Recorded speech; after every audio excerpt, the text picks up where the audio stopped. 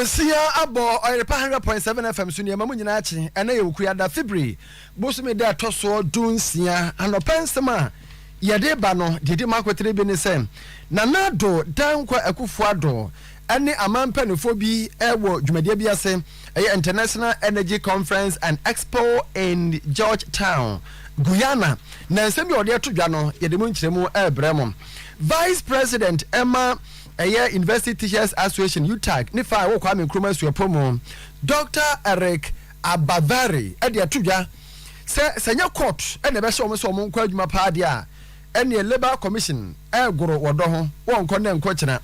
ne yatie e de free Ghana Education Service for nchen ene sem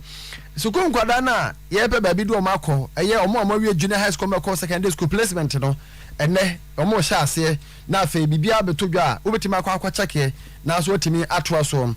omo nso for ye ohwe nwuma ni apade ho nsem so eye Ignatius Balfo wa Minister Employment and Labour Relations e de todwa se omo a awie sukuu beburu be se empem aduasa nwotwe ena nyame adom omanye baabi a omoye adwuma ensam ne do so atifi nsam ena mede amamu anopai mene Richmond Frempong ena ebaaye oduefo na na sabere pinaman na na penkra hene chairman ankonam ena matrasi ensam no eniem dwumadie so kubi ekoso ewo Georgetown Guyana no wato di International Energy Conference and Expo eno ena mampedefo bi ya ewo Guyana afe Suriname ena Prime Minister ya wo Barbados ene amia hodo CEO ya wo Ezem Mobile adwumaku tufa ngo no munyina cheze pi ene odwumadi ase na nado nya akwanya wo kasa no ene odi tudwa se wohwe aman mienu Ghana ni Guyana ye woniema bia esese na niema ese no baako no se yetu sika kokko yenya famagudie yenya fango niema bebre nyamede adom yen na yesika famagudie na yetuo no te se fango no wose yetu a yetimi de ye bibia edem fasode bebre oman no na sakra oman no enye se bia yetu ya ne asori nyane de akoma abrofo no dabi ye ne entre hanom ye nsakra sakramu na entimi fasode pebre emre ye ntesa se yetu ne aso ne de akoma abrofo de ahwe betra ye bisima tra ye apesimu sa. It is thus of the utmost necessity that countries like Guyana and Ghana find ways of bringing their substantial hydrocarbon resources to production, and quickly too. We must add value to these resources and not export them in their raw form if we are to transition to the status of developed country. The effective management of these resources will determine whether we make it or not. Excellencies, Ghana is today touted as a model case in Africa in the management of oil and gas resources. Our journey in this regard began in 1896, towards the end of the 19th century, albeit without any significant discoveries. It took us nearly 90 years, established by law, our national oil company, the Ghana National Petroleum Corporation. The Petroleum Exploration and Production Law came into force a year later. Abusafo na nado dan kwa kufuado Ghana mampani na akasano na Vice President Emma University Teachers Association of Ghana UTAG ne fa wo kwa Nkrumah suapomo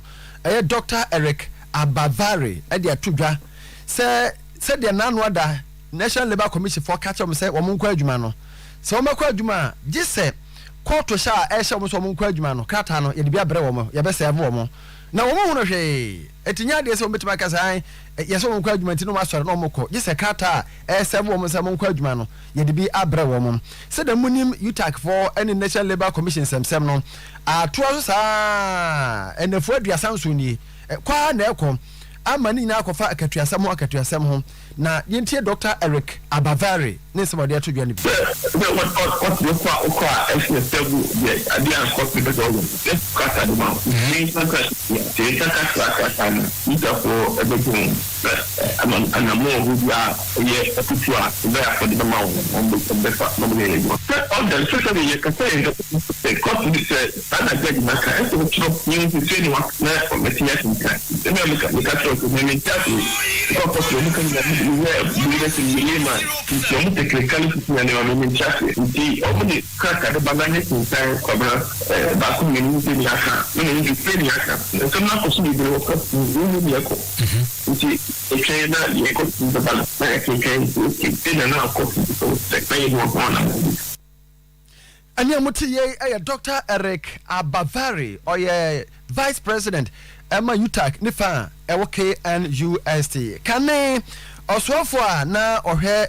yama hodo nkita hodi onsem so foreign affairs minister. Ori akwasi osai age e de atodwa wosra ban se dedi kan. Aban manani enku ankran nyuma ho papa ye. Na mo bia wo se de bo mo no ye fa mo mo. Na ye bo wo mo a wo metime nya sika bebre e de amoman no. Ebio giare anamobia wo mutuo no. Ori akwasi osai age de atodwa se ya na asa agro bi no mudie wo ma nanu no mo na o mosere na wo mo dondo na wo masa waka bibia kire GR4 na yentie wo mo me as a person pursuing taxation taxes on na the me no say taxes no you collect taxes because you pay development on one side you know money you just coming from no but taxes no we share the economy no na we dey beboa Ghana for yeyeti wono ye ankronkro djuma so it you say ye ankronkro djuma positive in the sense say unye sika no a nipa kro no betime expanding the business no we find say oyepa mo wo yi tisi say the musi kuri eyepa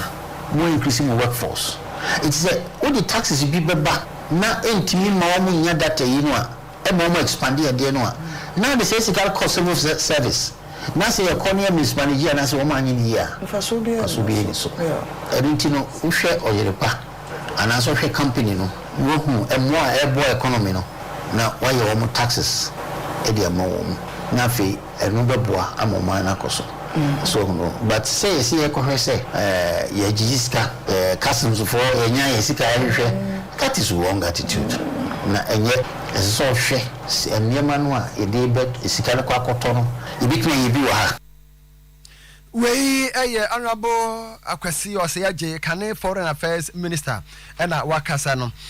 Mame Cassandra Chum Ampofo head of public relations Emma GS na wade atudwa say yema ewie junior high school na no ne ehwe ni so mo so hebaba no matima ko school no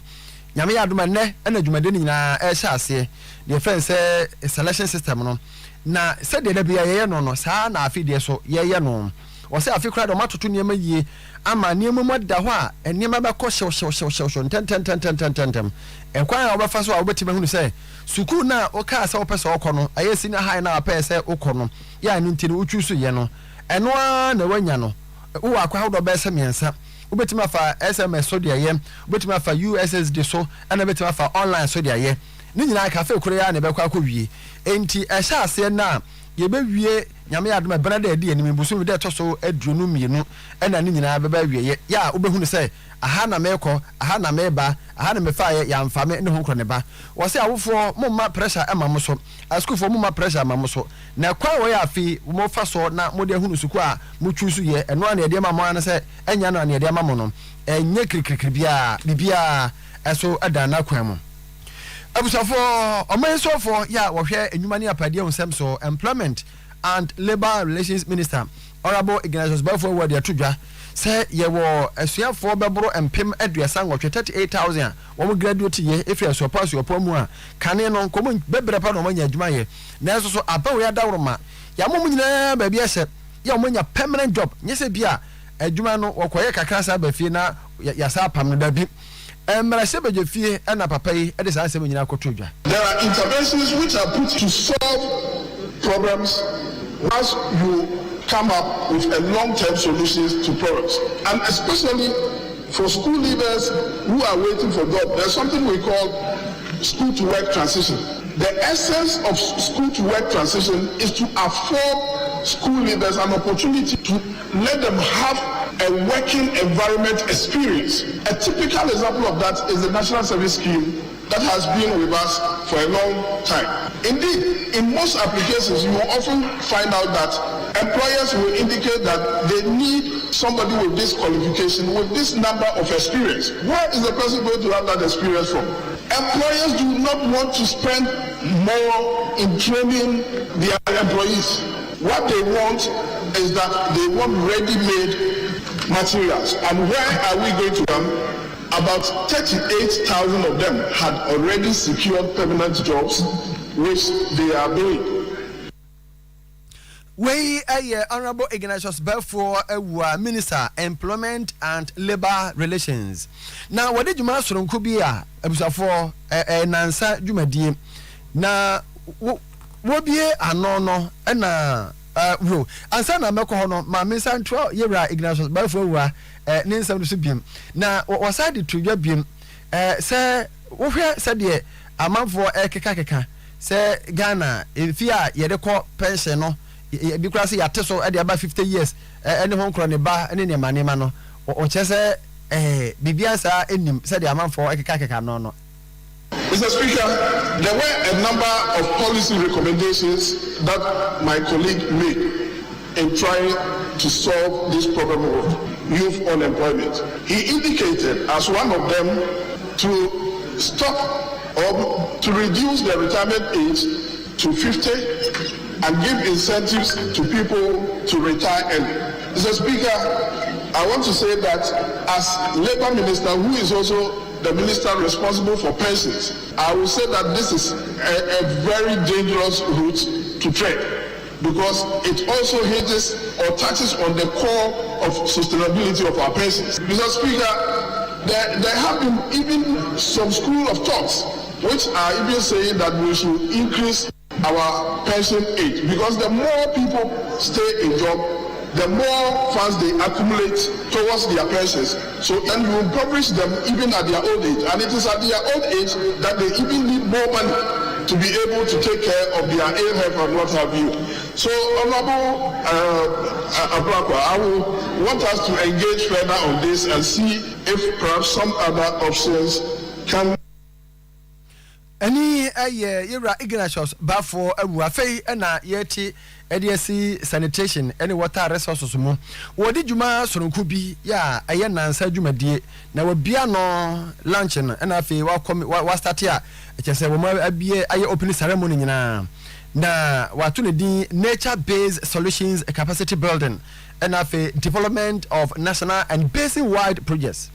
Na wasanka Mrs. Cecilia Abanadapa minister namu na eko na so bibi besanka ma wantumi ankoma owro ne namu mpaboa edehye ura Donante one ye director of water ewo Ministry of Sanitation and Water Resources ewo no de betu bia say Ghana ha no ye ha ba ko a yenya ahwe ebe ko tie da chepa ne say yensuwa no ene ba bi yensu wo awura mu no wo behwe na ya fele ni nyina ya yinsu ne fere okra kumsuo no bi ohora ne nsuo no ya sama ne kwana koda baabi ni saa akro ne ba e ka ho bi pa ma yenya nsuo ennom ne ya hwe ya saa de na ekoso no bedu baabi ne Ghana nsuo ho be kwa atwe pa. An estimated 65% of our natural wetlands have been lost as a result of human activity. Most times, wetlands are viewed as wastelands rather than a vital part of the country's water resources. The practice of recovering land through the filling of wetlands and the draining of wetlands for other uses is drastically reducing the storage capacity of water bodies and impacting on the water quality. The environmental damage, together with climate change, is driving the water-related crisis we see around the country. Floods, droughts, and water pollution are all made worse by degraded vegetation. Abusafo wei ura Donante wa director of water Ministry of Sanitation and Water Resources na nwechi no executive secretary Emma Water Resources Commission Ben Ampoma ebe chereche na nsa dwumadie no mu de ntia wo ye ne mfaso a wo hwehwe se befiri mu aba. Nature-based solutions work with nature instead of against it and provides essential means for us to move beyond business as usual to improve water resources management. But we need the knowledge and capacity at all levels, policy to regulation, in engineering, service providers, policymakers, civil societies, and indeed the general public. And what nature-based solutions can really offer. Distinguished guests, ladies and gentlemen, this workshop offers us an opportunity to explore and implement nature-based solutions to the myriad of issues confronting the Volta Basin portion in Ghana and indeed the entire Volta Basin. It is an opportunity to build on the enabling conditions to aid, accelerate the uptake of nature-based solutions in the Volta Basin and the country as a whole. Rep of the Honorable Minister, ladies and gentlemen, we should be under no illusion that the tasks that confront us will be easy, and I therefore urge all of us to give us our best towards clear recommendations on how to move forward with the nature-based solutions agenda in the Volta Basin. Any executive secretary Emma Water Resources Commission ora Ben Ampoma na sajubadi akoso opportunity nature-based solutions capacity building and development of national and basin wide projects ena wacheche mudi achire ye no owura Kwame Bafo abronye ene tabo ne dipa oyam pipi amanyuko no chairman titreni obono mantemo na make say o aposifo nsem subo mienu ena omode abono de edi kan say okokasai ewo afidie so ena wode atodwa se omampani dada John Dramani Mahama ene nkrofo bi aya akwan pese ometu aban guo ne se pese omobe protocol no na okan na no na post 40 no moto omsa frɛ ne se yema no enra emo no nan na waba police regional office honom ebo no mienu na abafo ewo ho dadaada enti no ombusebusa na nyina so a se oni nyina so bia enwa se wakeka na wakeka afa ne ho adie na police for no de so bomienu na abo no de di kan no publication of false news kese waka asem bia enukura bia animum na fe offensive conduct no so osade abo no ya no so ebrichi ye peace kese emma omanya sumdwa ye wo no entimi entoa so ti so bomienu de abo no ene eno mo hwese omede be court na de court be ka no ye de ato anim eno ade oda police for enchen ama ade achene na no so basabasa ebisi ewo lamashegu ya no ewo tamale meko wiasa police for two ball apprenti be onye fishi aduonu nan so ka se onyina wa nyina kofa basabasa bebre ba ya police for nsia kora na GP asom taduamu na no na mrahye badwani a wo honom tamale south na say minority leader Honorable Haruna Idrisu de atudwa se braso se omanfo wo tamale ebebo police for ewo bibi omo ye bia mu na bambo ne asomdua a omo hwe ama wo no omo saka. Mr. Speaker, police brutality on civilians have become prevalent in Tamale, a growing phenomenon very hard to understand and to accept.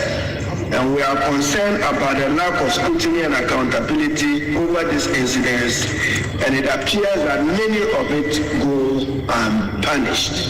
Mr. Speaker, Sunday, the 13th of February 2022, it will forever remain a sad day in the lives of the good people of Lamashegu, particularly the youth, a setback in the Tamale South constituency, and for the family of young Abdul Hakim Yakubu, who was shot and killed by the police. Mr. Speaker, according to eyewitnesses and media reports, I was in Tamale myself. We Honorable Haruna Idrisu anofaye kanfo sofo reko heba e dia ma say awo na onwo we chena bre unyanya nreduru akone nchen wo yam kuro yare bia da so bia be ma wa ye mere osisi ya oya oba wo je ho anye koko a sofo reko e wo patase oba Kingdom FM che ho no mote ya frɛ no sunsumu nyina wo ye ka ho frɛ 0248672271 Hanaboache Enterprise handsome and akọ Turkey UK China akọfa fufu pounding machine ba popcorn machine fridges and a deep freezer rice cookers all sizes blenders cylinders gas stoves ya oven ka ho kettle washing machine TV standing fan ceiling fan sound system microwave or the aba Hanaboache Enterprise handsome ewa dum Prudential Plaza opposite for 0550-348212. Boss Eba Electric as a brand near Mount Kanya Ope Wires, Ope Boba Hodo, standing fine, ceiling fine, CCTV camera, Nina Hanum. You were doomed Boss Eba building, Princess Runabout, Bakoso, Edumaya Case and Things building, Yane Republic Bank, Edian Mishem, and a PZ and Theatre for Danemo, for 0541-125-339. Light Farmer Limited, Eden Nabam, Family Bless Seropa, Airboama, Watima Kama, Huru Awudi Babu Sa Watimi, Ajan say yes or so. After NBF Gingival Gel, and Monumi, a pampa fronum, e Kawakawa, Waseme Fita Kama, Pebitote, maybe a 20 Robianum Union, for 0542-92-96-28. Abe Heba Clinic in sickle cell, and our person who say, will be an Awunibi, and I said, do say, the test in the Bayamount, Afe prostate mema dear, and a ma dear, Bema will lose some count, diabetes, Kuyamkro, gono, syphilis, hepatitis, Kokonina Abe, Heba Clinic, Yamount, or more ewa apatrapa. From 0243 34 53 92 0243 34 53 92 anopay ha ana kaseboro nyina busa for medemo AC oduefo na nasabre pina man enie ankonam anam som ya Mr Michael yaw esuman ona na yere ma me hana omuzi Christ asodwen kamu nyina na ya mensa ye well eto aso mapani na bia boko na ya me adom de nyankopon abro nyena ne ho akere ne yo ai